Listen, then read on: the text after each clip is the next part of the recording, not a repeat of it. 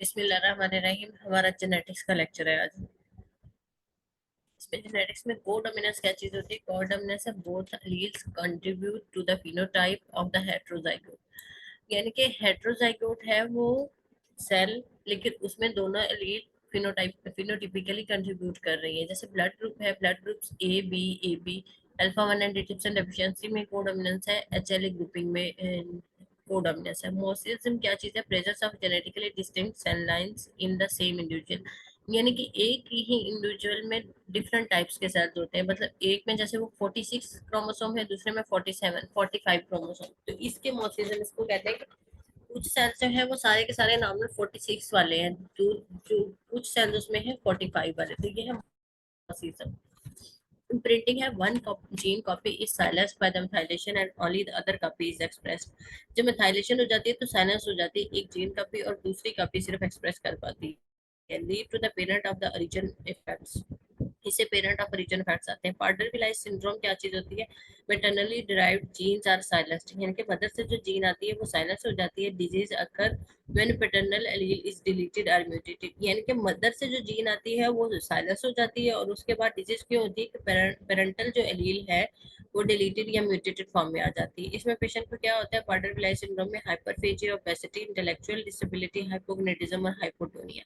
यानी कि उसको हाइपरफेजिया होता है, वो ज्यादा खाता है, लेकिन बाकी उसमें जो फीचर्स है ना वो कम हो जाते हैं, बाकी चीजें सारी उसमें कम हो जाती हैं। यानी कि हाइपोगोनेटिज्म हो जाती है, हाइपोटोनिया हो जाता है, इंटेलेक्चुअल डिसेबिलिटी यानी कि ब्रेन की उसकी इंटेलेक्चुअलिटी लेवल भी कम हो जाता है। बिहेवियरल प्रॉब्लम्स आ जाते हैं, एडोलेसेंस में उसको बिहेवियरल प्रॉब्लम होते हैं। इसमें chromosome 15 Q 11 13 of parental region का इफेक्ट आता है। एंजलमैन सिंड्रोम पैटर्नली ड्राइव्ड है, जिसमें UBE3A इस साइलेंस्ड हो जाती है, पैटर्नली ड्राइव्ड है। और disease occur when the maternal allele, इसमें मैटरनल एलील डिलीट हो जाती है, ये म्यूटेटेड हो जाती है। यहाँ पे मैटरनल एलील साइलेंस होती है, जीन साइलेंस होती है, पार्टनर ब्लाइंड में मैटरनल साइलेंस होती है। और फिर डिजीज होती है जब म्यूटेशन हो जाती है मैटरनल वाले में, इज डिलीटेड और म्यूटेटेड। इसमें पेशेंट को आते हैं seizure, ataxia, severe intellectual disability. अब देखिए इसमें भी इंटेलेक्चुअल डिसेबिलिटी है, एंजल मैन में भी इंटेलेक्चुअल डिसेबिलिटी है, लेकिन एंजल मैन में सिवियर इंटेलेक्चुअल डिसेबिलिटी है, इन एप्रोप्रिएट लॉफ्टर होता है। UBE3A on maternal copy of chromosome number 15 पे होती है। उसके बाद है ऑटोसोमल डोमिनेंट। ऑटोसोमल डोमिनेंट में क्या है? इनकम्प्लीट पेनिट्रेंस है, हेटेरोजाइगोट अफेक्टेड होता है, यानी कि हेटेरोजाइगोट भी अफेक्ट होता है इसमें। ऑटोसोमल डोमिनेंट में 1/2 of the children affected, half of the children यानी कि affected होते हैं। ऑटोसोमल रिसेसिव में 1/4 of the children will be affected, जो होमोजाइगोस होंगे। उसके बाद 1/2 of the children will be carrier, यानी कि 1/4 चिल्ड्रन अफेक्ट होंगे, 1/2 हाफ चिल्ड्रन जो होंगे वो कैरियर होंगे, और 1/4 children neither affected nor carrier, वो बिल्कुल नॉर्मल होंगे। Increase risk in consanguineous families में इसका रिस्क ज्यादा हो जाता है। और क्या होता है? More severe than autosomal dominant. Autosomal recessive ज्यादा सिवियर है ऑटोसोमल डोमिनेंट की निस्बत। एक्स लिंक्ड रिसेसिव में sons of the heterozygote mother है 50% चांस ऑफ बीइंग अफेक्टेड, यानी कि अगर हेटेरोजाइगोट मदर है तो सन के चांस होते हैं 50% इफेक्ट हो जाए। No male to male transmission, इसमें मेल टू मेल ट्रांसमिशन नहीं होती। स्किप जनरेशन होती हैं। Agammaglobulinemia, Becker's dystrophy, chronic granulomatosis disease, Duchenne muscular dystrophy, eye blindness, Fabry disease, haemophilia A and B, ये सारे X linked recessive की examples हैं।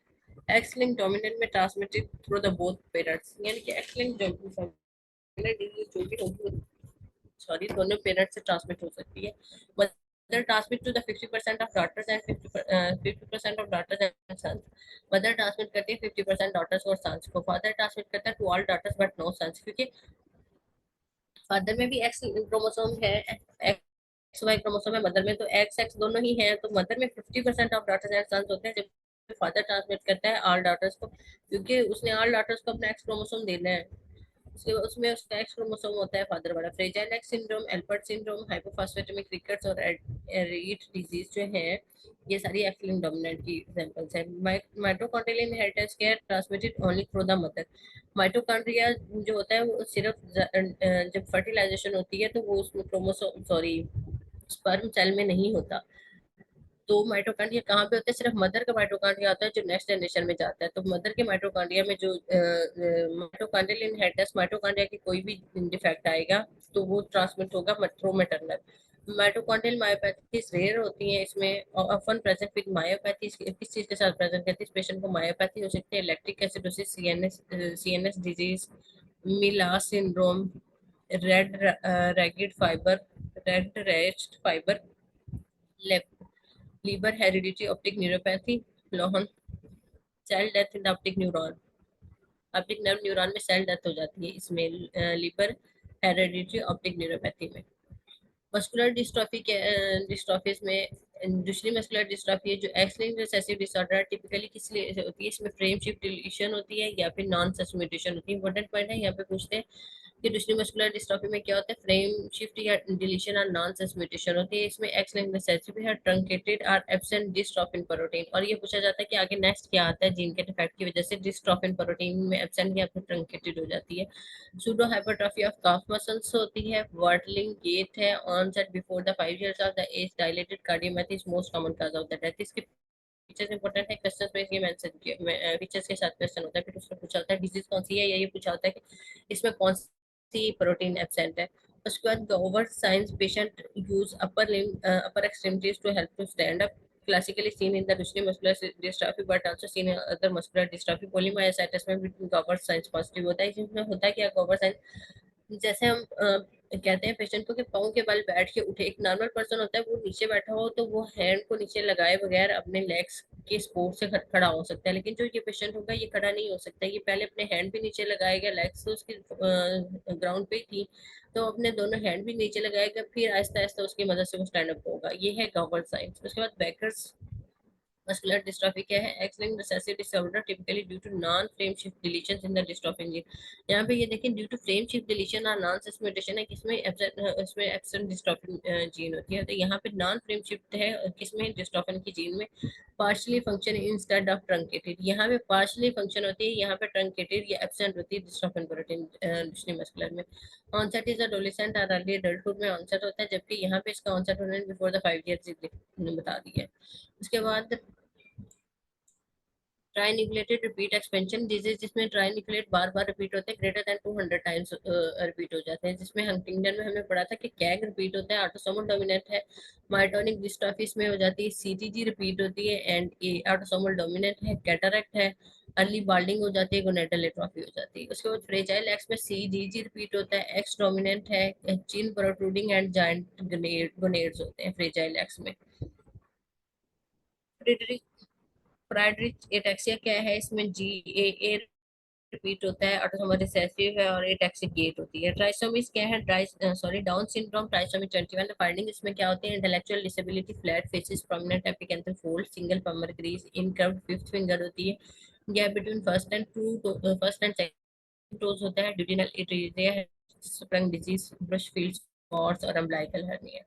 इसमें 5 एज है फॉर डाउन सिंड्रोम के, advance maternal age, atresia, atrioventricular septal defect, Alzheimer disease, early onset AML, ALL हो सकता है। 95% of the cases due to meiotic non destruction, most commonly during meiosis 1। इसलिए important है, इसके क्वेश्चन पैथोलॉजी वालों के लिए अक्सर पूछा हुआ होता है कि कैसे नॉन डिस्ट्रक्शन होती है, कितने केसेस में, कितने परसेंट केसेस में कौन सी होती है। अब इसमें क्या है कि 95% केसेस में मेयोटिक नॉन डिस्ट्रक्शन होती है during meiosis 1, most common form है। because 4% ऑफ केसेस में ड्यू टू अनबैलेंस्ड रॉबर्टसोनियन ट्रांसलोकेशन होती है, किसमें होती है? 4% ऑफ केसेस में होती है, जिसमें क्रोमोसोम 14 एंड 21 में। उसके बाद only 1% of the cases are due to post fertilization mitotic error, यानी कि सिर्फ 1% केस होते हैं जिसमें पोस्ट फर्टिलाइजेशन माइटोटिक एरर की वजह से डाउन सिंड्रोम हो सकती है, नहीं तो मियोसिस या इसमें रॉबर्टसोनियन ट्रांसलोकेशन की वजह से होती है। इसमें अगर हमें चेक करना हो फीटस को ड्यूरिंग फीटल लाइफ की डाउन सिंड्रोम है या नहीं है, किसी में अगर प्रीवियस हिस्ट्री है तो उसमें मोस्टली हम चेक करते हैं, उसका टेस्ट करते हैं। इसमें इंक्रीज बीटा एचसीजी होगा और इनहिबिन होगा।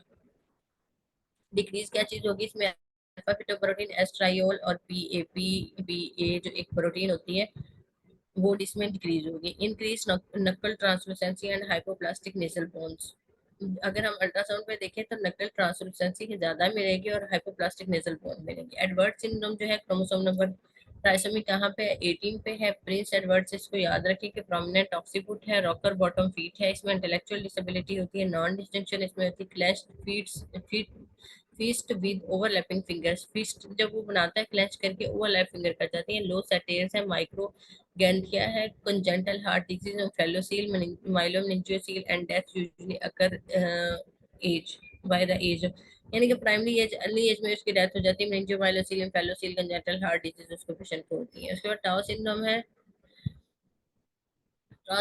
टाउ सिंड्रोम है। टाउ सिंड्रोम में ट्राइसोमी 13 पे होती है। इसमें फाइंडिंग्स क्या आती है? Severe intellectual disability, rocker bottom feet, microphthalmia, microcephaly, cleft feet, cleft palate, holoprosencephaly, polydactyly, cutis aplasia और congenital heart pump disease, polycystic kidney disease और फेलोसील, यानी कि इसमें बहुत सारे फीचर्स आते हैं। उसके साथ सिवियर इंटेलेक्चुअल डिसेबिलिटी आती है। माइक्रोऑफ्थेल्मिया, उसकी आंखें छोटी छोटी होती है। माइक्रोसेफेली, हेड भी उसका छोटा होता है।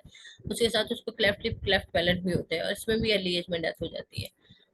क्रूडी-कट सिंड्रोम कंजेंटल डिलीशन होती है on the short arm of chromosome number 5 पे, 46 एक्सएस या फिर एक्स वाई, इसमें 5p, यानी कि 5p में शॉर्ट आर्म होती है। क्रोमोसोम इसमें फाइंडिंग्स क्या आती है? Microcephaly, moderate to severe intellectual disability, high pitched crying, crying इसमें यानी कि एक डिफरेंट क्राई होती है, हाई पिच्ड। उसके बाद यहाँ पे epicanthal folds, cardiac abnormalities. Most common inherited cause of intellectual disability क्या है? जो इनहेरिटेड काज है वो है fragile X syndrome. Most common genetic cause क्या चीज है? Most common genetic cause Down syndrome है। Second most common genetic cause of intellectual disability, intellectual disability, fragile X syndrome.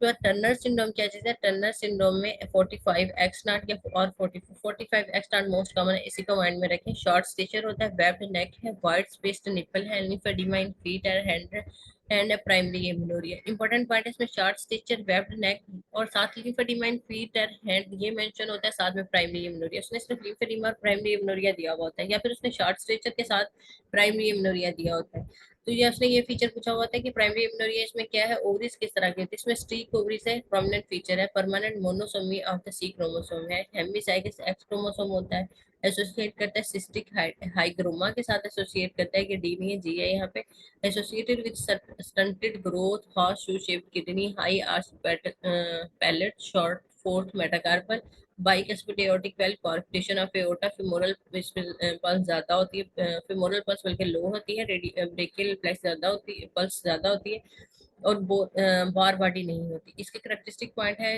Important point है, ये पूछा जाता है कॉर्पोरेशन ऑफ एओर्टा और बाइकस्पिड एओर्टिक वेल कौन सी जेनेटिक सिंड्रोम के साथ है? टर्नर सिंड्रोम के साथ है। बार बॉडी एब्सेंट किसमें होती है? टर्नर सिंड्रोम में एब्सेंट होती है।